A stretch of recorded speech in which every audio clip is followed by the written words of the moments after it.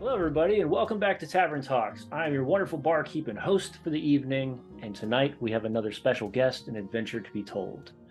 Tonight, my wonderful and amazing friend Morgan has came to join us in the tavern, and he's got some interesting stuff going on in his life that I'm going to let him tell about in just a second.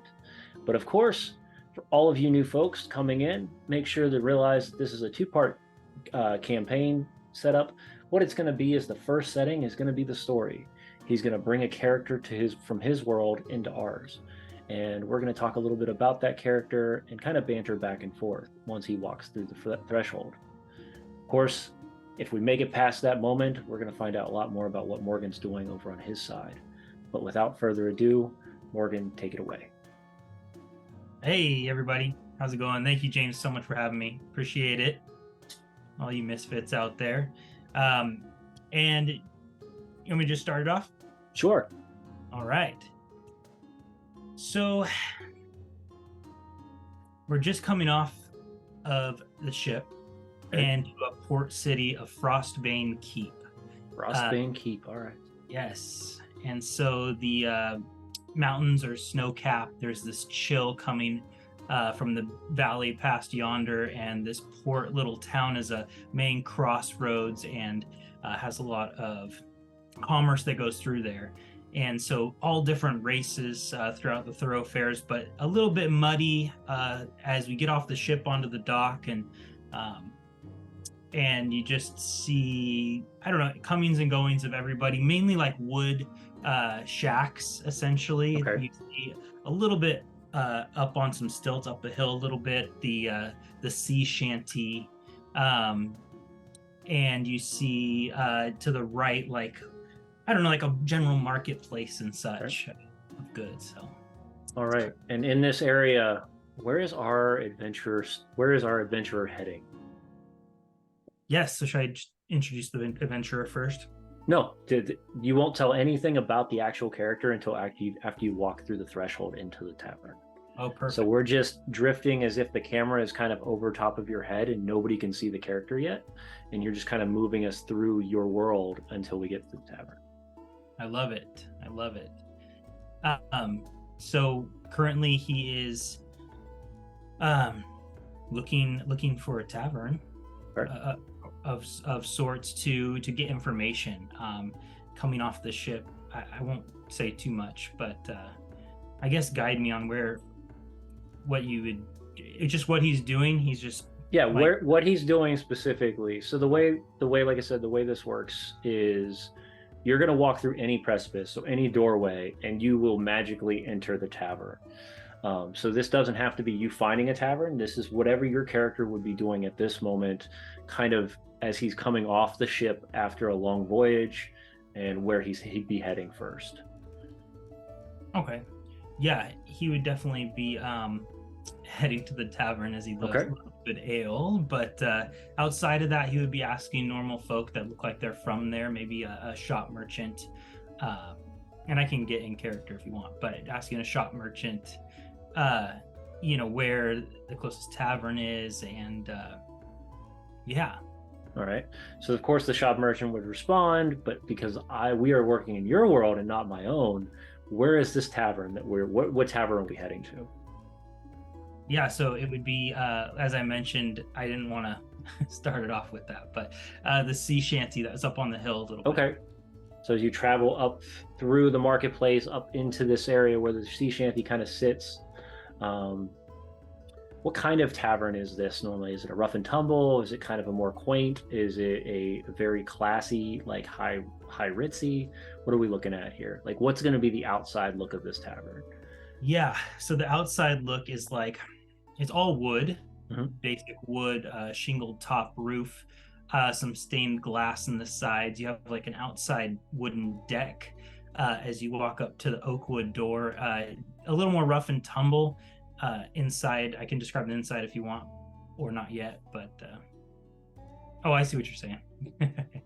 Yeah, so you pretty much have to make your way up 2 stairs up on this deck that kind of overlooks the bay in essence, and then like a large oak door.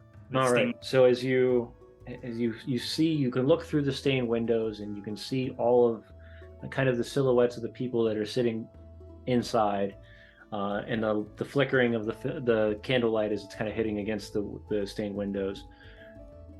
But as you open this door, something strange happens. You open up into a large room, but in here, there's nobody. There's 4 sets of chairs and tables set up that seem to be propped specifically for a wonderful evening's dinner. The other strange thing is as you walk in, you can see these small lanterns that just bob left and right off of, like, as if they're on a string, but the string's so thin you can barely see it as they float around the about 10 feet above the tables. Inside, what you would remember seeing was this was a wooden inn. But looking inside, you can see stonework consistently just reaching up across all the walls and up into almost like this peaked out area at the center. The only thing that wouldn't in here would be the floor itself, the tables, the accents of the brim of the inn is also wooden. And then, of course, this massive long oak bar that sits in the back that's been polished what seems to be 1,000 times, if not more, that's just gleaming. And immediately, as you catch your eye against that, you see it above it. It says, "The Mythweaver's Respite, the Tavern of Tales. Everything costs a story." And as you catch that glance, you see the silhouette of a large figure kind of sitting behind the shadowy essence behind what looks like double swaying doors that hit into a kitchen area. Wow. What did I just do? Where did I just go? I think I've been teleported or something. Hello? Is anyone back there? Yes, 1 second. Give me 1 moment. Oh, okay. And I'm going to keep just looking around in awe of what I just walked into. All right. As you do so, take a moment.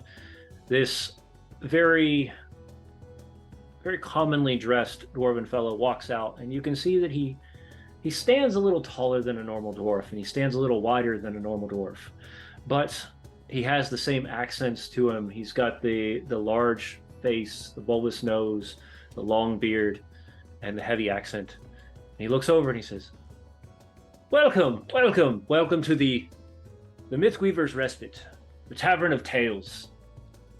What brings my next friend to this place? Sir, sit down. Have a drink. Good on you, sir. Thank you. Certainly, I came in for a drink and some information, but I couldn't tell a tale or two. So you have a tale to tell? I don't have a tale, but I can tell you some stories. All right. Well, depending on your stories will depend on how well of a drink you get.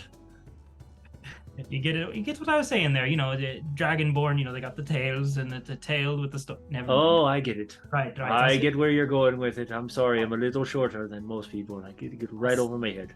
You get it. Shorter. I get it. Ah, good man. There we go. All right. Let me pour you an ale real quick. Something from the house. And he grabs what looks like the cask is only about this big. And to him, it looks like it sits almost completely in his hand, and he places it on the table. And he pulls out a giant stein and pours it, and he slides it over to you. And then he grabs the cask with one hand and kind of slides it underneath the bar. He says, now, that story you were saying. And may I ask your name? Was this real quick, is this a private reserve? How much is this going to cost me? Oh, it's no worry. We'll find out. Let's hear the story first. Shite, I better have a good story. Right. My name's Artemis, good sir. Nice to meet you. Nice to meet you. I'm the barkeep. Is this the barkeep? Just the barkeep. Barkeep, innkeeper, tavern owner. You make the decision, but that's the name. Ominous. I love it. We all got our little secrets. I understand. All right. Well, what tale can I bestow upon you this eve? Why not one of truth and luster? So, I grew up on an island, hidden island, off the map, charted map. We called it Isla de Muerta, Island of Death, and I don't know, there was always life to it. I don't know why it was called that. It was just this hidden island, and my father and I grew up, and we had our own little shack on the side, and there was a gnome village on the other side that, they didn't mess with us. We bartered some here and there, but for the most part, it was just it was a beautiful life, and never knew my mother. My father said she had bestowed on me special gifts, and that I was named after her. And so he always looked up at the stars, and he would point out and say, there she is. And so we had this beautiful life. My father was a bounty hunter, gunslinger, taught me the ways of the trade, and with my magic abilities, I've always been just an extra good shot, so to speak. And so growing up, when I was in my, not too long ago, 20s or so, we were attacked. This ship pulled up onto shore, and orcs came off, and they brought slaves, and we overheard them saying there was ore, that they were bringing ore onto the island to be mined into some form of weapons. And when we tried to rally the gnomes to defend our land and attack, the main evil dark one turned into this dragon and decimated the gnomus forces. And oh no. so in doing so, my father rose up and tried to attack the beast and was taken out, and I was thrown into the water. And a couple days later, I wake up adrift, and somebody picks me out of the water, puts me on their ship, one of these merchants that just pulled into port here. And I've come to receive and get information to figure out who's planning these attacks and to avenge my father. Oh, that was a deep one. I told apologize that your pops had been taken. Hopefully, he's still alive. God's willing.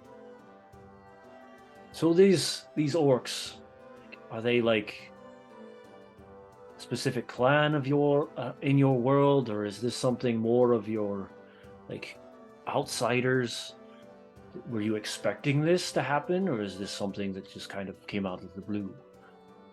I mean, for the most part, we're cut off from the known world. So, the kingdom of Null is our main kingdom, and we don't receive any posts from them, being cut off and off the charted map. So definitely a surprise to us. We've never seen any orc or anything like that. They were bearing a mark of a sun that was on fire, a crest on most of their armor. It's something bizarre I've never seen.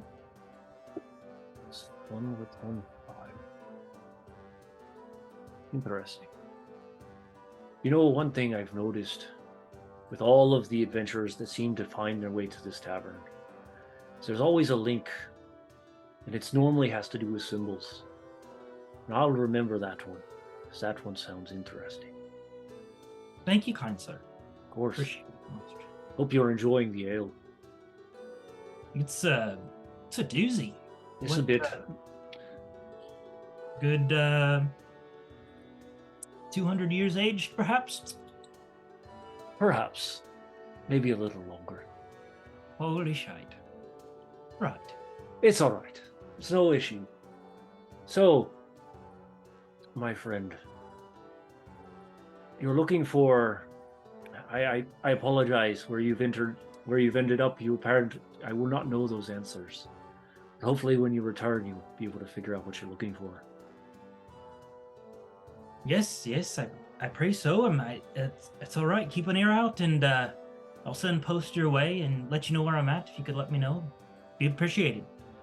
Sure. If we ever see ourselves again, I appreciate that. Hopefully, I'll be able to help a little bit more.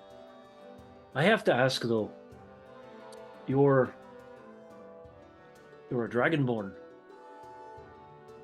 Yes? Oh no, I'm not. That was just part of me, Joe. Aha! I was confused. The look I was confused.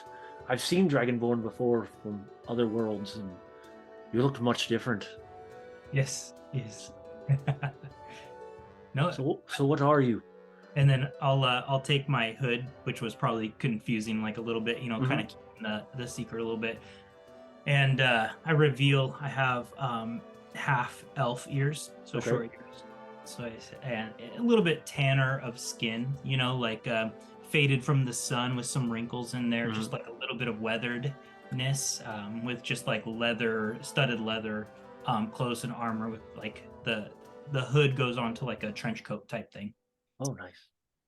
Um, You see him kind of watch as you kind of reveal more of your features.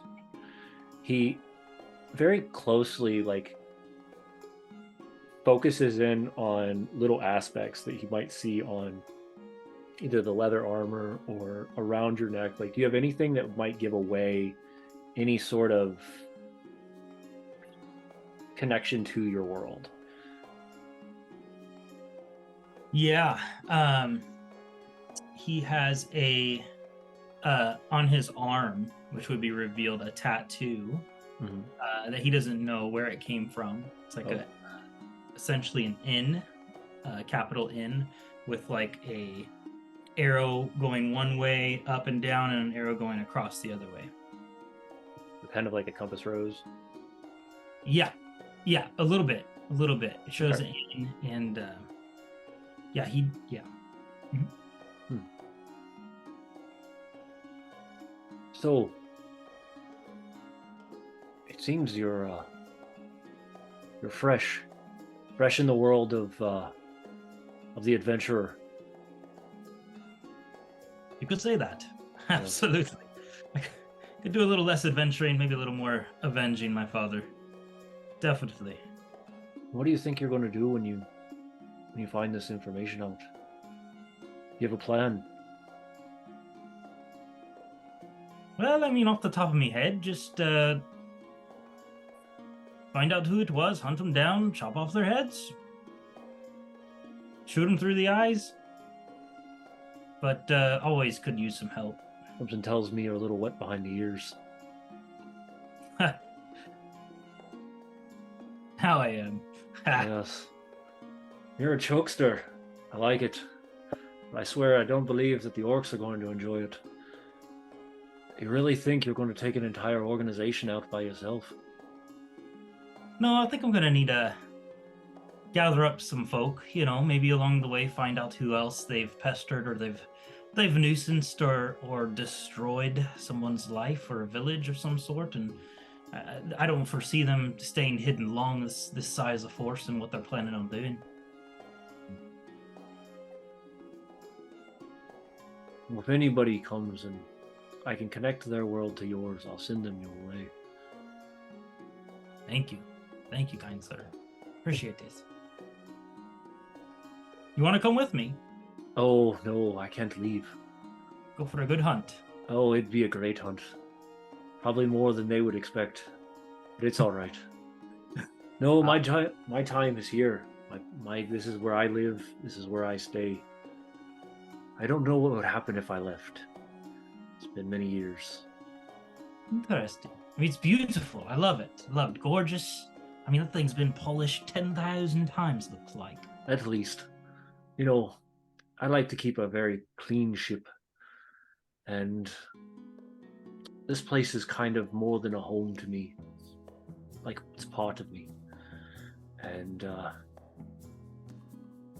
you know, once you kind of get your ears wet, and I can see that you've got to get an eye for this adventuring thing. Maybe you'll show up again. You can I tell me believe a so. new tale, hopefully a tale of winning. I hope so. I hope so. Absolutely. Yes, are you trapped here? No. I mean, kind of. Not really. It's my own choosing. I mean, unlimited ale and rum and reserve, you can't go wrong. No, you can't. The only thing I'm asked is that the tavern continue to get its tails. Not the Dragonborn ones. Not the Dragonborn ones. I You understand. fooled me on that one, though. I Gotcha. was shocked. It's a good It one. must have been the hood. I thought I saw something. I can Well- portray myself with many. My friend, I hate to keep you. It seems you've got a tale that you must continue to tell, and not I rather must. tell here. But I will ask you to protect yourself, and hopefully at one point we'll meet again, and you can tell me the full tale, and I'll make sure that you're rewarded kindly. Excellent, excellent. Absolutely. Much more to be told. Can't wait to be back and visit you again, good sir. Do I just pop through the same door, or do you come to me? How does that work? Oh no, you just pop right through that door. Okay. Now that you've told your tale and the tale has been etched into the city or into the tavern, you're welcome to leave. Excellent. Okay. But if you'd like to see see what I'm talking about, you can look around right now, and you can see all the tails. And at that point, as he says it, it's almost as if they kind of grow out of the stonework, and you can just see thousands of tails in the stonework itself. Just people's names and the tale they told. Wow. And he says, right over there. And he points to the left side, about 4 blocks up, just above where the chair would sit, about four stones up. You see your name right there, and your tale has been presented to the tavern. Holy crap! How did you write that so fast? Oh, it's not me. Tavern itself has, like I said, it's a part of me. It listens, has ears. All right. I love it. And then I'm like reading the names and I'm like, wow. Oh, that guy died. For sure. Yes, we've had some very doozies in here. We've had some ones of hope too. Strange fella last time showed up. He was speaking about just opening up a school. Normally we don't get those types of people in this tavern, but I felt really hopeful for him. Now he did say that a lot of stuff happened afterwards, but it seems the tavern only wanted the good story this time. It's kind of strange. Interesting. I love it. Well, thank you, kind sir. Appreciate your hospitality and your glorious whatever this is. It's an ale. That's what it is. It's so good it doesn't even taste like an ale. Anyway, the door is there, and thank you for coming. Thank you for having me. And as you kind of walk back out the doorway and close the door, you stand out in the kind of facing away from the tavern, and you can see the 2 double steps that are going downward and out into the bay across the water. And it's as if the change of the scene of the sounds kind of shifted as you walk back through the precipice, as you can hear the port bay sounds, and you can hear the chattering within the massive amount of people that are sitting within the sea shanty. And as you open up this door, this adventure fades to black, and you continue your adventure, hopefully to find those fellow travelers that you're looking for to avenge your father. And that, my friends, is our tale for the evening. That was great. All right. Love it. So at this point, since we're about halfway done, we get to find out the behind the scenes game. This is where you and I are going to talk about what you're doing in the TTRPG community, maybe where this character came from. I mean, I know a little bit more than some people out there, but I'm hoping that this is part of our time together in here. So Morgan, let us know what's going on over there at Heroes of Evermore. Yeah. By the way, that was awesome. That was a fun little adventure. I love it. Man. These are fun. For our friends that are coming for the first time, or the people that have showed up over the last year, these are ways that hopefully we can see other people's characters develop into their own games. One of the goals that we had here at the tavern was to produce characters that give people intrigue and ideas to bring to their own table. And all we ask is that if you do use one of our characters, that you tag us and you tag the guest on Instagram and let us know what tale you told with that character, because I think it'd be a lot of fun to hear. So, all right, man. So tell us what's going on. Yeah, so I since we last talked, I mean, at least on here, we started campaign 2 of Evermore. Yeah. It's our beautiful, those who don't know, our homebrewed world. It's my baby. And we did campaign 1. It took like over 2 years to finish out, and had an amazing party, well-balanced party, so fun, all at the table. So all this is in-person game at our home here in Southern California. So super grateful for that. And I just, as you all know who play TTRPGs, is it, there are movie theater moments that happen, and they're all in your mind for the most part. I mean, you Right. can have miniatures and epic tabletops, but there is theater of the mind aspect of these things happening. And so I wanted to bring those to a visual platform, right? And that was the book for me. So we just launched our book, That's Heroes of awesome. Evermore Part 1. Thank you. So Yeah. great. So Heroes of Evermore Part 1 is the entire campaign, that campaign 1, or just not even a It's essentially it's arc 1 of okay. campaign. And there's So, probably, I could do it in 4 parts, but okay. it's like 100 pages. There's pictures involved with Oh, different nice. Yeah, Yeah. it's great. A map on the front so you can kind of follow along. But this is their journey from the very beginning, of where they all met, and then how they progressed through the realm and discovering, Yeah.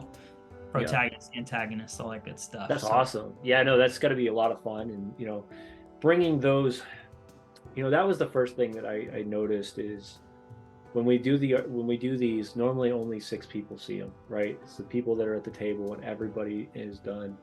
But when you start taking it outside of that aspect and you start presenting it in other ways, like, books, live streams, artwork, anything, it makes it so much realer. And it's crazy to think about, because this story that is supposed to be, that was so intimate and so connected to your people, is now out for the audience in the world to read. So kudos to you, man, because it had to have been a lot of work, a lot of effort. I'm sure your players had a lot of influence on that. And yeah, man, that's awesome. Thank you. Yeah, in the back of the book, I put the picture of us and all the players, and credit to them as co-authors, as this is open world. Like they chose what they wanted to do. Like, I will guide them, but that's the best thing about D&D, is they can do whatever they want. And so then I fashioned it, and some people had asked, like, oh, is this like a module or something like that in your world? And I said, no, this is turning our campaign into a novel, right? And you can cozy up next to the fire and just read this epic adventure and all the things that our players chose to do, and stay along with it. So if part 1 does well, then we'll get into the other parts as well. Yeah, that's awesome. Yeah, so you wrote the book, and now we're launching campaign 2, and that's live over on Instagram. So for people who are looking for that, make sure you go check out Heroes of Evermore over on Instagram. When do you guys play again? We try to play every other week, and we try to keep it on Thursdays. And what we'll do is, we found a balance, because we have new players, we have some shy players. Like, instead of just full live streaming it, we came up with a good balance where we do like this Instagram live intro, welcome everybody, do a session recap, then like an intro monologue to the new session. And then we'll do like giveaway announcements and sponsor announcements, and then we'll cut it like 15 minutes, so everyone can still go watch Critical Role after at 7 Pacific. But yeah, so that's kind of what we do there. And then I'll take the footage from the table and then make like a 3 to 10 minute bite-sized reel, so you don't have to watch 3 hours of gameplay and checking spells and things like that, but getting the meat and potatoes of the game in a reel or a post. So yeah, and that also makes it so that it still is very, very intimate to your table, which I like that idea. Truthfully, I think that's a unique way of doing it. I think it presents a great idea of who you are as a dungeon master, who your players are as players, but it makes it a lot less uncomfortable, especially for people who don't want to be on stream or don't want to be on camera at all times, because new players, they have a tendency of taking longer for certain things, or they have a tendency of messing up certain abilities and stuff like that. And not saying that that's a bad thing in any way, shape, or form, But when you're in an audience level, like, specifically if you're an audience level like Critical Role, like you don't have time to do that. But for the average D&D player, the goal is not to appease the audience. The goal is to appease the players and appease the game master. And as long as that is being focused on, I don't see you ever running a bad table. Not to mention, if you didn't watch our first Tavern Talks with Morgan, like a year and a half ago, probably at this point. I mean, we're in the 90s at this point. So he shows some very unique ways that he adds flavor to his games. Like the idea is you've used small or not small, children's science projects, things like that have really will bring that extra oomph to a game, which is pretty awesome. So I think one of the ones where you were just throwing sparks at things and it was changing colors, I was like, that's awesome. I got really excited for like 10 seconds, like a child. So, and then I immediately caught something else that went shiny and threw my attention span off again, because it's what I do.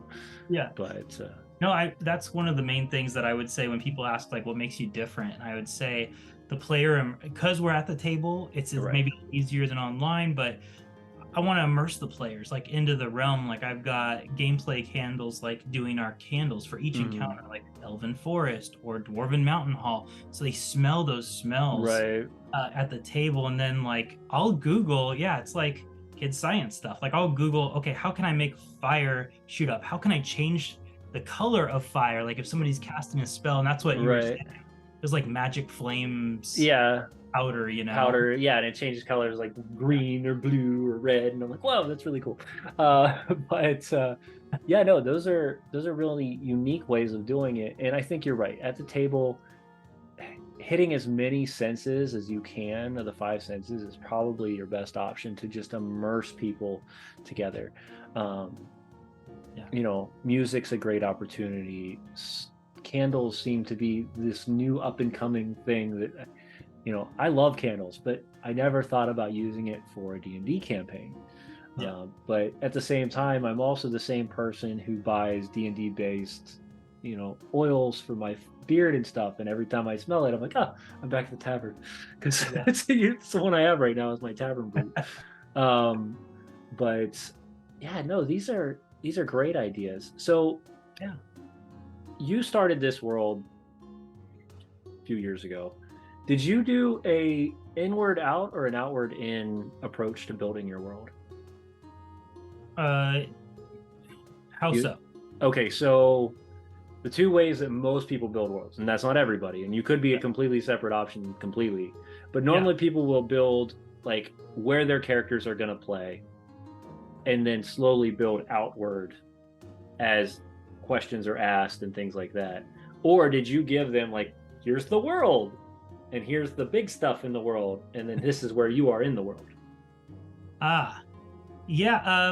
So yes, I would say inward out, where I was more so starting. I had a concept of the world, like how I wanted it to look, right? But I didn't share that with them. Like I had this huge realm that I wanted to. So I filled it. Like there were enemies, there were plot lines, there were things going on behind the scenes that the characters chose to go that way. They would run into those things, good factions, evil factions, events that were happening. So all of that was like in my head, like just going. But I started them in a tavern. Like I after like third session, like they found a dead, spoiler alert, a dead farmer like in a cart, and in his bag there was a town of the map only, not a world map. It was a town map. So I like slowly revealed to them, peeled back the layers, like another shop in a later town, they could purchase a world map, or I would have an instance where they would run into it and then they could see the world, what they wanted to do in it. So I don't know, I guess it's like a mix of both, but I wanted to keep it small at first so they could really experience and not get overwhelmed by the big world. So I mean, because the way I'm seeing this is more of like, if you've ever played third edition Sunless Citadel, there's the little town that they go into and then they go find the Sunless Citadel, And then Yeah. that's kind of like where their world is built. Like there's no, they don't really give you any information outside of that. Or, you know, it's like Critical Role where they give you everything. Yeah. And then they're like, here's this massive place, and then we're slowly going to pull you into where you're at. Yeah. And As you're like bleeding from the ears, like right. Yeah. Like I loved the intro to campaign 3, and then at the same time I was like, it's way too much for me to try to comprehend right now. So I feel like I would have had to have watched it like 3 times in order to even get just the intro alone to be like, okay, we were here, now we're here, now we're here. Like, no, done. And with somebody who's got that kind of experience and mentality, that's fine. I personally, if I'm preparing a player, especially newer players, I'm not going to smash them full of everything under the sun and slowly build downward. I'm going to give you where you're going to start at, and as you start asking questions, I will either on the spot build something or have something that I can at least plot point in.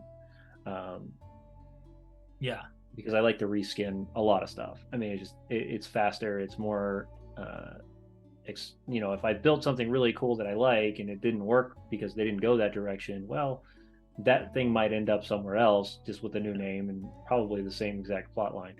But I don't tell my players that because that's the trickery. Right. Yeah.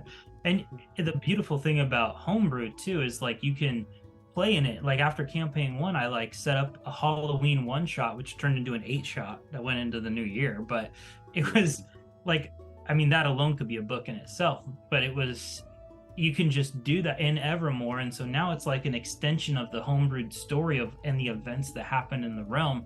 And it was some new players, some existing players. So the existing players have that knowledge of what happened, and it's fun. Yeah. Yeah, definitely. Enjoy it.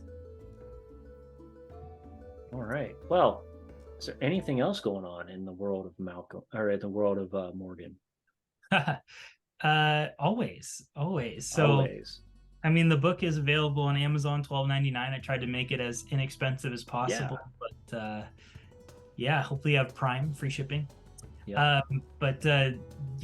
We've always had it in the works. I think I talked about it before, but I've slowly been purchasing like prefabricated video game assets for a third person RPG, low poly. So, you know, but just fun to try to bring Evermore to life. And I've been working with a company in the UK, and he's agreed to try to do a crossover event in his game and be able to invite people. So I'll keep everyone posted on that, and that's the same style I would like our game. And if it gets good feedback, then maybe start our own Evermore Kickstarter for a video game.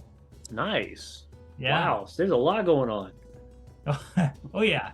I mean, thankfully I'm not trying to like, I need it now, I need it there. Right. Like, yeah. You're like, we got time. Just space it out and just keep moving in directions. You know, as soon as at least if you're going the same direction, it'll be fine.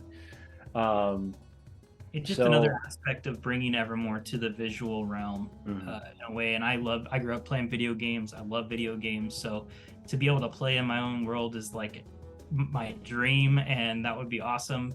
Yeah, not to mention you get to see it come to life. You're like, whoa.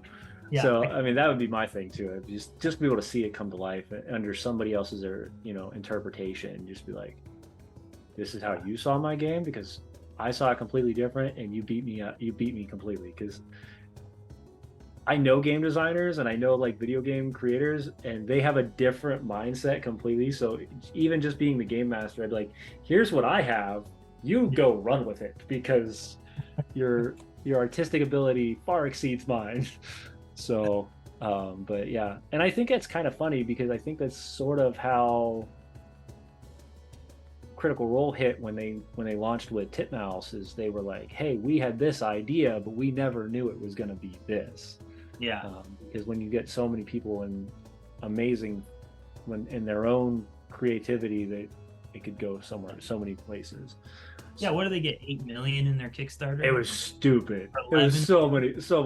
It was ridiculous. Yeah. It was 8 million before Amazon decided to buy it out. And I was like, Like it went from there to like, oh hey, it's a Kickstarter. To, oh hey, Amazon bought it. Like, oh never mind. It doesn't really matter anymore if it was Kickstarter or not. So Amazon bought it. But yeah, this is this was good. So before we kind of slow down here for the evening, can you give us kind of a glimpse, like what is the premises of campaign 2? Like what's the intro plot? Yeah. Okay, let's do this. Whoa. Sorry, I get excited. Hey, man. So we it kicks off like a couple weeks after campaign 1 ended, like this huge Battle of the Five Armies style battle in front of the dwarven fortress of Last Hearth. It's like runs through the middle of the world map where the Frostbane Mountains are. So they the heroes become victorious. They are essentially knighted, or dubbed heroes of the realm, and so heroes of Evermore. And they have these medallion necklaces. So they're in the dwarven tavern, kind of like everyone's in the tail end of celebrating. Then they get a king's letter, and amongst that king's letter they also have a vision, like a premonition. Now, session 0, and I won't give too much away. Go check out session 0 recap. But it was like a test combat, right, to test them out. But it was against Tiamat and 2 other dragons. So let's just leave it at that. And then they come to the real realm. They get flamed to ash, and then they wake up back in the tavern holding this letter. So the overscope is they answer the king's call. There's been outskirt villages being destroyed. They want to go check it out with a smaller force. Most of the main battalion forces have left to their homes already or are injured still in the dwarven city. So our heroes scouting party, go to a village, and they discover there's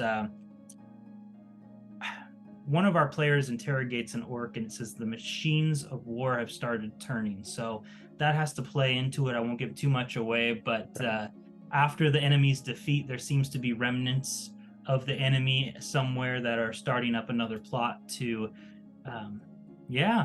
overthrow the realm. So that's kind of where our players are starting to discover is what's going on. Nice. Yes. So you, for a session 0, threw Tiamat and 2 other dragons at somebody. It was so fun to see the look on their faces. Oh, please tell me you bought the $400 Tiamat just to drop it on the table. No. Damn. I'm a budget conscious man, and I mean, I get that, but like to watch them cry, like I think I would do it.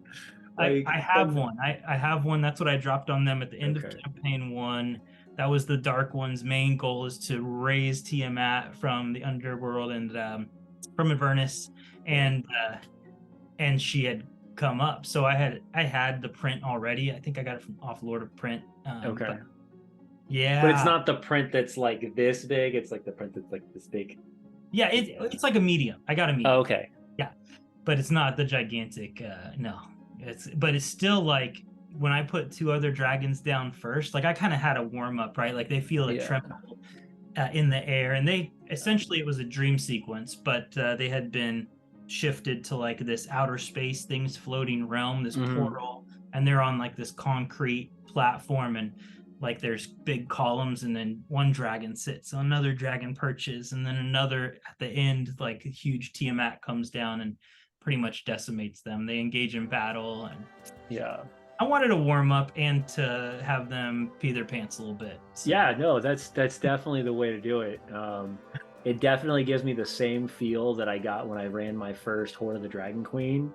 Ooh. The intro to that game is so ridiculously just exhausting that and it has nothing to do with anything that's actually going to happen in the game, but the intro is so brutal because you're entering this town.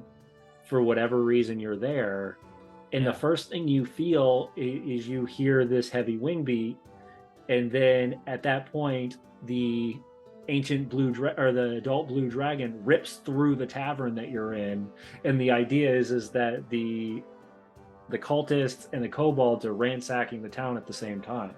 So describing that and then having them run out and having terror all around them, it was like, What did we actually walk into? Yeah. Oh my gosh. It was beautiful. Awesome. Yeah. Oh, I will have to run that for sure. Yeah, yeah. Rise of Tiamat is probably, at least for the first few chapters, was one of my like favorite just intros to the game. To be like, if you really want to get a feel of what Dungeons and Dragons is, let's throw the dragon at you at session 0, just to be just because. Yeah. But yeah, no, it's great. It's an awesome module. Nice. I went from homebrew to module back and forth over the last couple of years compared to, because before that I was kind of similar to what you and I have talked about before, is I was completely homebrew. Just didn't read any of the modules, didn't do any of that. I was picking and choosing based off of just what monster looked cool and what my story was already working with. So I was like, okay, we're good.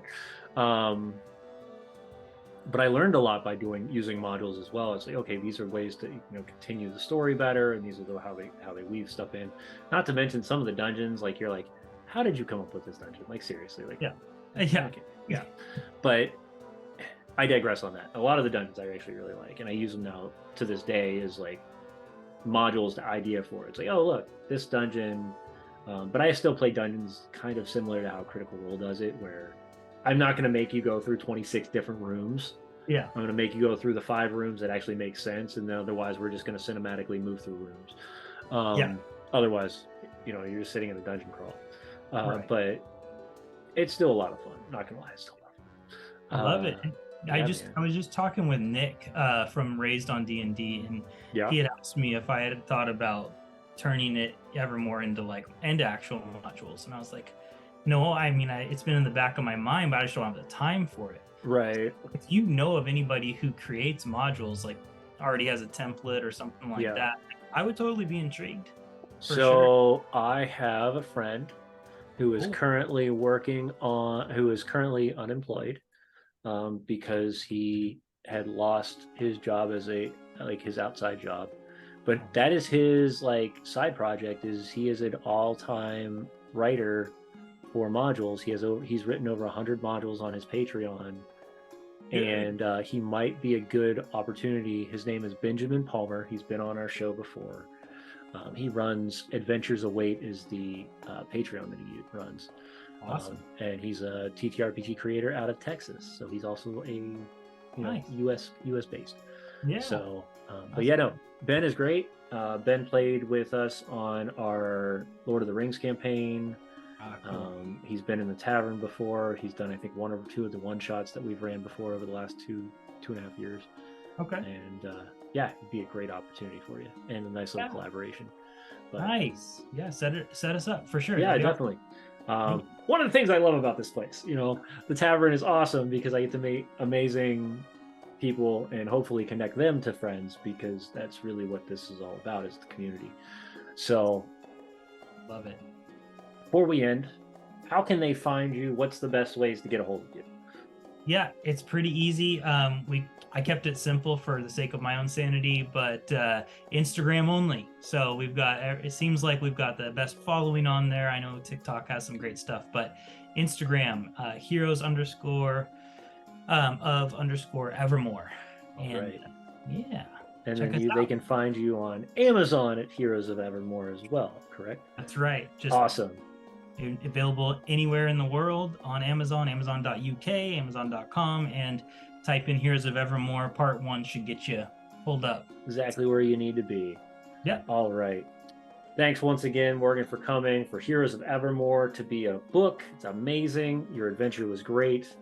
I, of course, am the Barkeep. You can find me on here every Wednesday at 9 p.m. Eastern Standard Time over on Twitch.